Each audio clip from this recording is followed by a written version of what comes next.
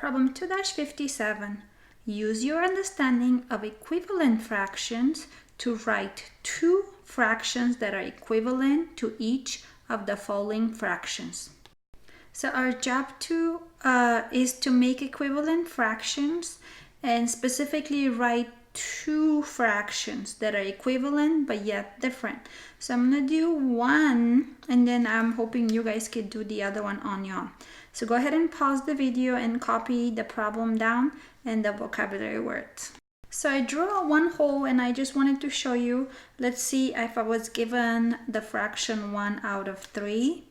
So I'm going to divide in 3 equal pieces.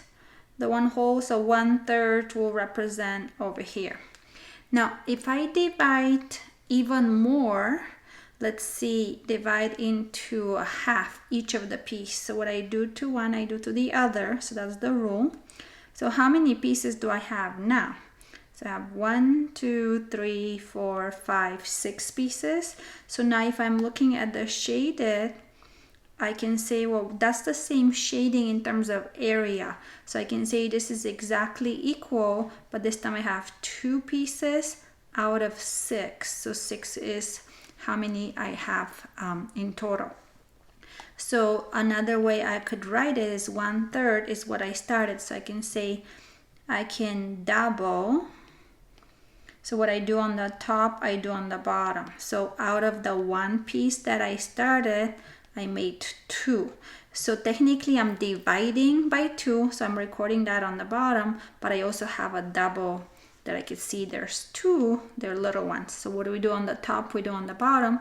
So right now I get 1 times 2 is 2 and 3 times 2 is 6.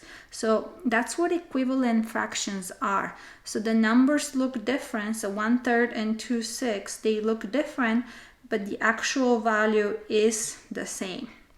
So when we are looking at example A right now, so if I write it down, one way I can say, well, pick a number and what you do on the top, you do on the bottom, and you will get an equivalent fraction. So if I say I want to multiply by 5, or technically I'm dividing in 5 pieces, then I would get 5 pieces to shade it as well, like I showed you on the picture. Or think of what you do on the bottom, you do on the top. So right now, one equivalent fraction of 1/2 is 5/10. And we want you guys to write 2. So try another one on your own. So pick any number. So this is the same for all of them. So I'm going to have you just practice. So if I did example B, 3/5, I can say, you know what? I want to multiply by 10. Or I'm dividing this 3/5 into 10 pieces, so I have to do it on the top as well. So I'm getting 30/50.